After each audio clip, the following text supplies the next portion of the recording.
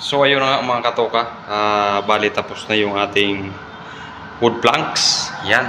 So ito yung sinasabi kong quarters yung mga katoka. So ngayon mga katoka, ang pagkakabit nitong quarters kailangan hindi siya sagad dito sa flooring. Kailangan nakaangat siya ng konti. So bali ang allowance niyan is inangat lang namin ng mga 1 mm para yung ating wood parquet hindi ipit wood planks. So ngayon mga katoka, ipinakaw namin tong quarter C dito sa baseboard. So ayan. So bali dito namin mga katoka ilalagay yung wood planks. Ayan, yung bedroom niya. Tapos ngayon hanggang dyan. So bali maliit lang. Ngayon meron na kaming wood planks. So bali parang wood planks lang yan mga katoka. Pero plastic na to. So akala mong kahoy pero plastic na yan. Tapos ngayon ito yung karton niya. Ayan. So kailangan malinis yung ating flooring. So ngayon ang kinaganda rito mga katoka is nakamarmol na siya. So bali makinis na yan. Hindi na natin papakinisin. Tapos ngayon mga katoka, kung mapapansin nyo, hindi na tayo maglalagay ng foam. So bali meron siyang sariling foam. Ayan. So bali foam yan mga katoka. So nakadikit na yan dito sa bawat isa. Yan. So let's go. So ngayon ang latag niyan is pagpapasok ka kailangan pabalagbag. So ganyan yung latag ng ating wood planks. Let's go. So bali ang pangtabas namin dyan mga katoka is grinder. Kasi hindi kaya ng cutter yan dahil nga ay makapal. Ayan mga katoka.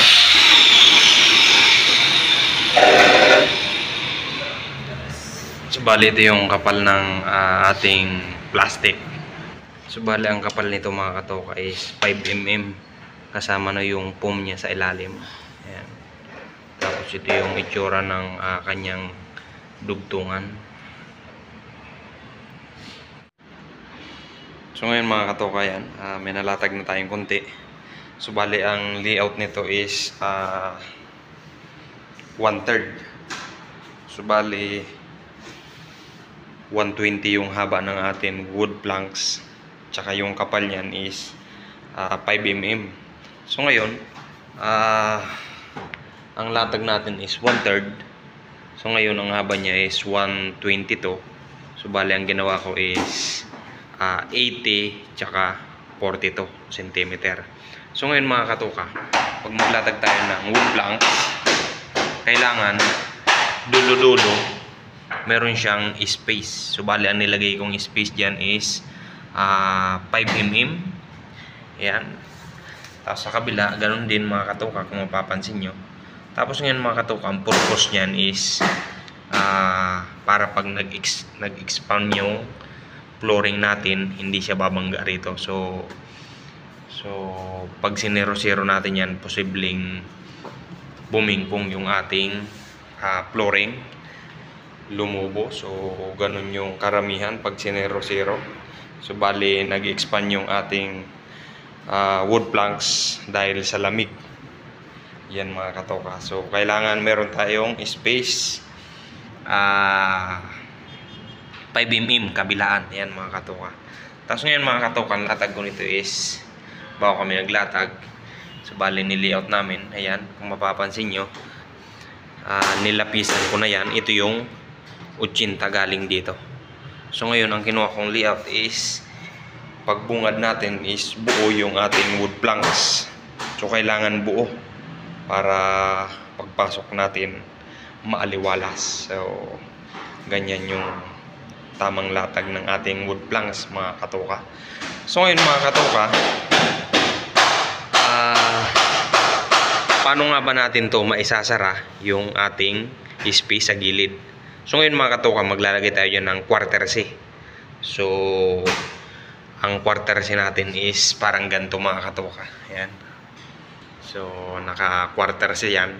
So ngayon hindi yan makikita yung bikat na yan.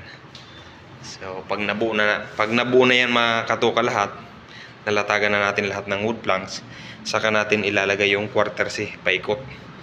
So ngayon wala pa tayong quarter share dito kaya hindi nyo pa makita. Ngayon ang meron lang kami is yung termination sa ating pinto. Ayan. So meron tayo dito sa dulo. So ang latag nito is paganto mga katoka. Ayan. So nag-slope yan. So bali naka-slope yan dito sa dulo. Ayan mga katoka, kung mapapansin nyo parang damage biyak. So bali design lang yan, pintura lang. So bali ito lang yung i-wood planks natin yung bedroom. Dito sa dining area and kitchen area is marble lang. So papakintabin pa natin yan, ibabaping pa natin yan. So ganun lang mga katoka, kadali ang paglatag ng wood planks. So bali pag nakalatag na tayo nito, madali na lang tong ilatag. Ayan mga katoka.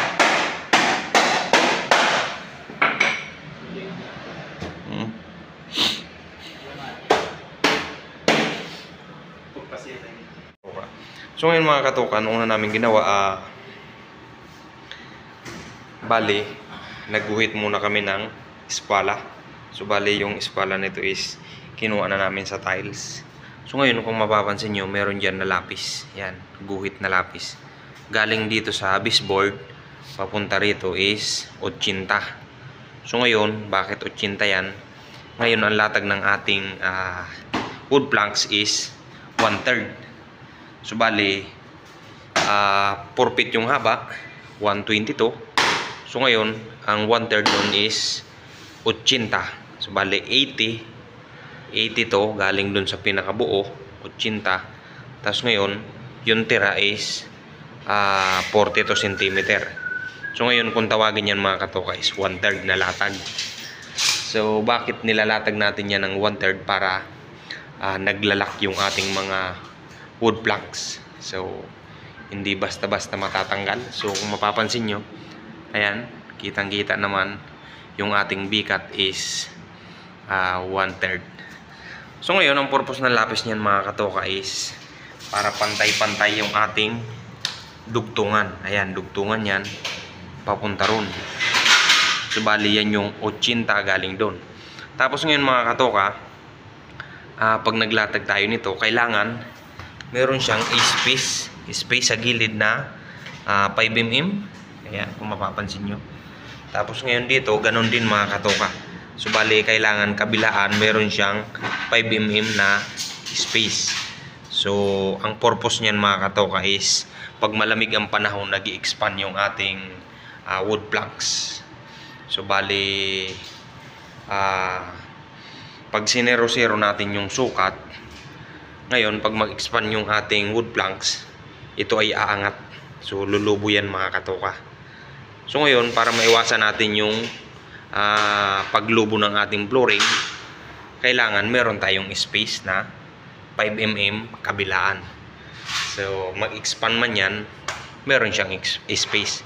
Malalaro yung ating dulo-dulo, hindi siya babangga dito. Tapos ngayon, ang tinatabis namin ito mga katoka is, ang pamputol namin yan is cutter. So bali medyo matagal sa cutter, mas mabilis sana grinder. Kaso ang ingay dito is 10 to 3 lang sa kondo.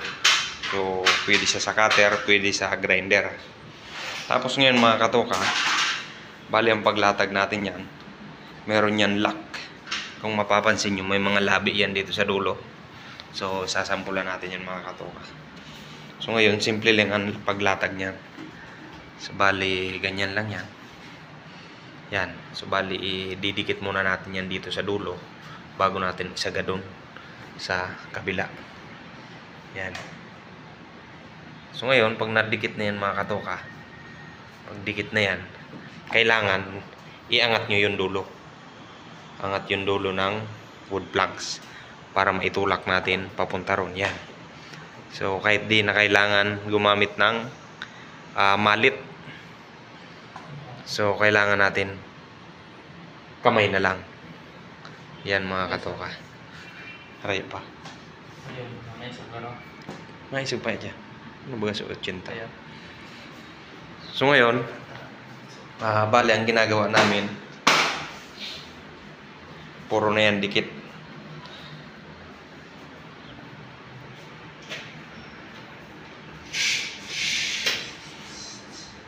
Yan ang muna, no? Sakto. So ngayon mga katuka, kung mapapansin nyo, malaki yan. Ngayon, iuusog pa natin yan dito. So bali, pag mag-uusog tayo ng wood planks, kailangan ganyan lang mga katuka. Usog dito, no? Sige pa. Kunti pa. Kunti pa. Hop! Okay. So ayan mga katuka, nasa 5mm yan dapat. Tapos, yung ating kanto, kailangan nakatapat siya sa lapis para tuwid. Yan. So, medyo malabo mga katoka. Ayan mga katoka. So, kung mapapansin nyo, yung bikat na yan, kita naman. So, tuwid yan. So, mas magandang meron tayong layout, may sinusundan tayong lapis or tansi. So, malinis naman yung ating flooring. Lapis na lang ating ginamit. Ayan mga katoka. Tapos ngayon, maglalagay tayo dyan ng quarter C para hindi makita yung bikat na yan or siwang. So ngayon, ang itsura ng quarter C mga katoka is parang ganito lang siya. Ilalagay natin sa gilid para hindi makita yung siwang ng ating wood planks. So bali wala pa kaming quarter C. So bali wala pa kaming quarter C. Ganito lang yun. Ito yung sample ng ating quarter C. So ngayon, pag natapos na natin latagan niya ng wood planks, saka tayo maglalatag ng quarter C paikot. Yan. Tapos ngayon mga katoka, pagdating naman dito sa pintuan, ito yung termination natin. Kailangan meron tayo nito. Yan. Para maganda tingnan. So, ganyan lang yan mga katoka, ang latag yan. Yan.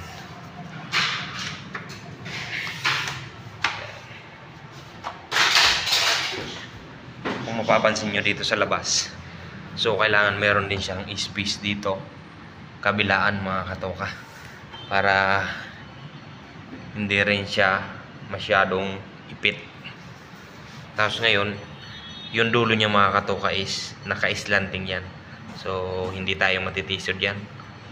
Ayan mga katoka, kung mapapansin nyo, design niya yan, akala nyo biyak lang. So yun lang mga katoka, let's go, panatan na natin to. So bali ayun nga mga katoka, tapos na natin yung ating PVC wood planks. So ngayon mga katoka, yan yung finish nya. Ayan. So bali maliit lang yung ating nilatagan, kaya saglit lang natin nilatag yan. Yan. So bali finish na yan. So ipapakita ko sa inyo yan mga katoka. So ayan. So bali meron tayo ditong